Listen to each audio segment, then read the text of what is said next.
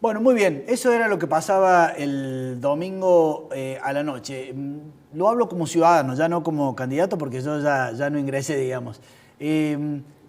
Esto no es normal, digamos. O sea, ese señor que está allí en la tele tendría que renunciar, y tendría que renunciar la doctora Vidal, porque cuando uno tiene que organizar ni más ni menos que una elección provincial, contrata una empresa como Casa que sale 2.600 millones de pesos, digamos, para que organice eso, y se olvida un pequeño detalle, que es que en varias escuelas no hay conectividad, digamos, y bueno, la verdad es que es de un grado de negligencia, digamos, que es realmente sorprendente, diría yo, alarmante, preocupante, digamos.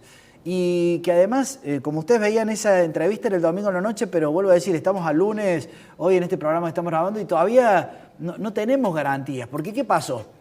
Empezaron a llegar fiscales que dicen, mira, a mí me pasó lo siguiente, cargamos una cosa y después el escaneador fue otra. Otro cuenta, no, en realidad la gente de la FIPE, que eran los fiscales que estaban por el Poder Judicial, ellos decían, no, dámela a mí, yo lo cargo.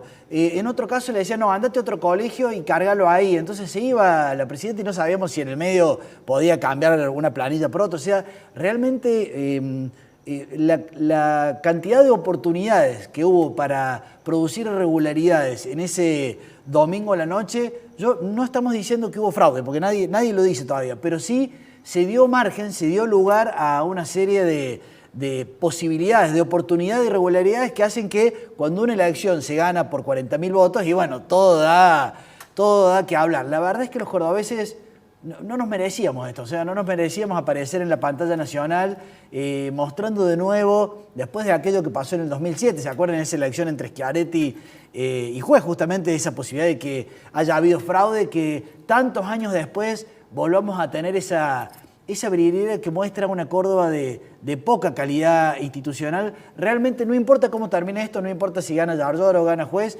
me parece que los cordobeses tenemos que pensar bien quiénes y cómo se dirigen nuestras elecciones. ¿Cuál fue tu experiencia, Fernanda? Vos sabés que leía, además, que han hecho una prueba previa, por supuesto, al domingo de elecciones.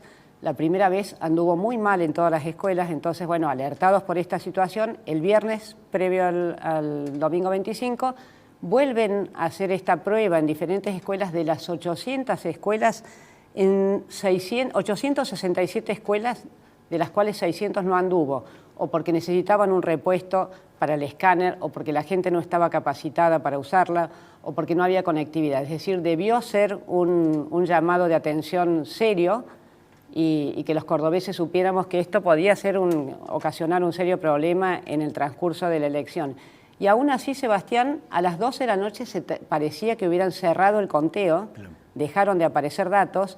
La verdad que por supuesto que nadie está hablando de fraude, pero es sospechoso cuando las cosas no son claras, dan para que cada uno saque su propia conclusión. Un escaneador iba a escanear los datos y eso automáticamente lo iba a tomar una computadora. Cuando no sucede eso, ¿quién cargó finalmente las planillas? O sea, las cargaron a mano, cargaron las planillas que eran, porque supuestamente se escaneaba desde el colegio y eso se trasladaba.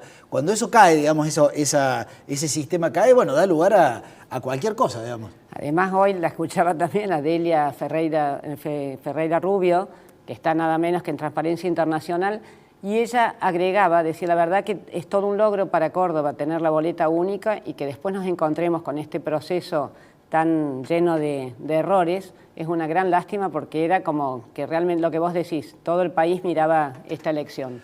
Bueno, pero si les parece, vamos a un segundo nivel de reflexión para sacar, ahora que estamos en caliente, digamos, acaban de terminar las elecciones, ¿en qué puede mejorar las elecciones en Córdoba, además de este escándalo, digamos, en sí mismo, digamos?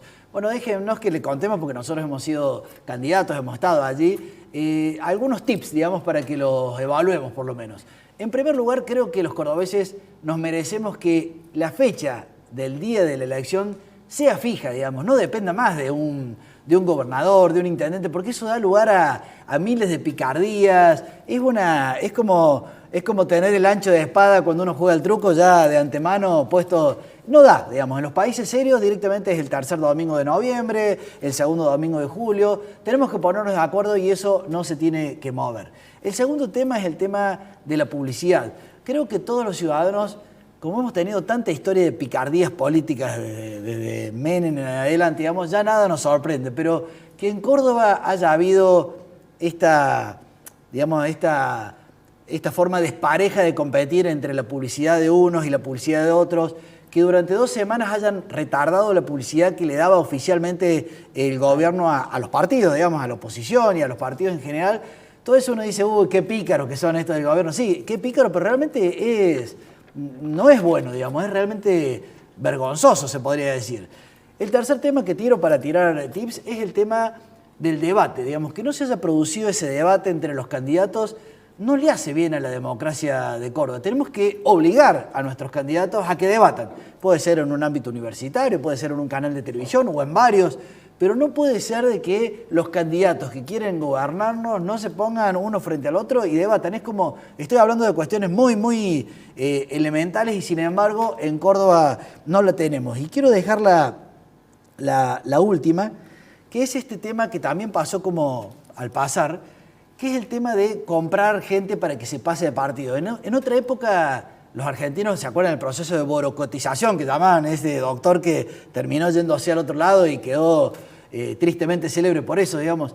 Bueno, y que un nombre de un partido se pase a último momento a otro y finalmente aplaude, además esas traiciones a plena luz del día, yo creo que deberían ser seriamente castigadas por un tribunal de ética política y castigadas por la ciudadanía. O sea, no es normal de que una persona que hasta el día anterior estaba siendo presidente del partido de la oposición, en esa noche, porque está claro que ha sido por una cuestión de o le han dado plata o le han prometido algo, o sea, ¿por qué te cambiarías de partido de una noche a la otra mañana, digamos? Y me parece que los ciudadanos ante todas estas cosas es como que no hemos acostumbrado. Sí, es porque los políticos son pícaros, pero no debería ser, digamos, porque están manejando finalmente la cosa de todos. O sea, cuando lo eligen a esas personas, manejan ni más ni menos que la plata de todos. Y cierro con esto. ¿Vieron esa típica anécdota que le dicen, a este tipo yo no le daría ni las llaves de mi negocio, ni las llaves de mi casa, ni siquiera le prestaría mi auto, y sin embargo lo estamos eligiendo para que gobierne una intendencia, una gobernación? O sea, ¿cómo es que somos tan livianos y tan laxos respecto de las reglas para gobernar lo que es ni más ni menos que de todos? Y sin embargo en un partido de fútbol un referí le arbitra mal a un hijo nuestro y ya nos queremos volver locos, digamos. O sea, ¿por qué somos tan estrictos para ciertas cosas y sin embargo para lo público los cordobeses nos hemos puesto tan blandos? Fer. Sí, la verdad que cuando las cosas no son prolijas, además generan mucha desconfianza. Bueno, hay mucho para repensar los partidos políticos, los sistemas de gobierno. Creo que los ciudadanos merecemos que las cosas se hagan realmente de otra manera. Bueno, un último comentario antes de que vayamos a un segundo tape y a la entrevista, y aquí sí va un palo para todos, para ustedes que están allí en sus casas y nosotros aquí, digamos. Nosotros recorrimos con Fernanda muchas instituciones, también con los otros candidatos y demás, y yo estoy hace muchos años vinculado a la actividad política, digamos, y hacía mucho que no veía tan bajo el umbral de requerimientos, exigencias de parte de la sociedad civil, digamos. La sociedad civil es como que se ha acostumbrado a que los políticos no le dan bolilla y ni siquiera preparan papeles, papers, para decirle, mira, che, te exijo esto, quiero esto de vos, digamos. O sea, uno va a una iglesia, va a un sindicato, va a una cámara empresaria, va a algún lugar y antes, en otra época, te recibían diciendo, no hable, tome, acá tiene lo que nosotros le vamos a exigir a ustedes más. En muchos casos nos hacían firmar como candidatos. Posiblemente, como después muchos políticos no cumplieron con su firma, la sociedad civil se ha ablandado, pero yo les diría que me resultó muy notable que al recorrer el espinel de la sociedad civil de Córdoba no hubiera esa garra, esa pasión por decirle al candidato lo que tiene que hacer, porque en definitiva en un sistema democrático es la sociedad civil la que en las elecciones presiona al candidato y le dice, che, si querés que te votemos nosotros tenés que decirnos esto. Después está en que el candidato diga sí o diga no. Vieron que en Estados Unidos, por ejemplo, están las organizaciones a favor de la utilización de las armas y las organizaciones civiles en contra de la utilización de las armas. El candidato dice, bueno, quiero quedar bien con ellos o con ellos, y finalmente promete y se compromete, digamos. Bueno, en Córdoba, las instituciones, por ejemplo, voy a dar un caso que nos es muy cercano a Fernanda y a mí. Las iglesias, la iglesia católica, las iglesias evangélicas, no exigieron, siendo que están preocupadas por la educación en Córdoba, no nos esperaron a los candidatos con un listado de lo que quieren de educación, siendo que están preocupadas con cómo se maneja los planes sociales, el desarrollo social, no nos exigieron, siendo que están también preocupados por ciertas reglas a favor de la vida o qué se enseña, no nos esperaron. O sea, esta elección a gobernador en Córdoba agarró a la sociedad civil cordobesa con la guardia muy baja.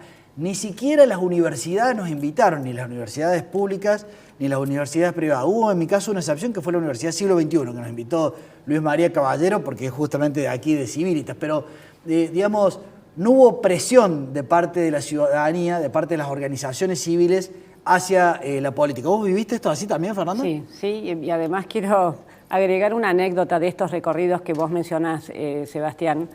La verdad que en estos recorridos de barrios marginales, donde la necesidad se hacía tan palpable, es muy impresionante pasar de estas plazas que vimos, todas iluminadas, divinas, llenas de canteros, llenos de flores, a barrios paupérrimos, con lo que vos decías recién, ciudadanos que viven en la miseria con unas exigencias tan mínimas e ínfimas que te daba realmente mucho para pensar, decir, qué mal está Córdoba, el cordón de Córdoba, con esta pobreza tan palpable. La verdad que yo no había sido consciente de esto hasta que recorrimos, te acompañamos en estos recorridos. Muy duro. Lo último, y con esto ya cerramos y vamos al video, un último palo para todos nosotros, ciudadanos, digamos.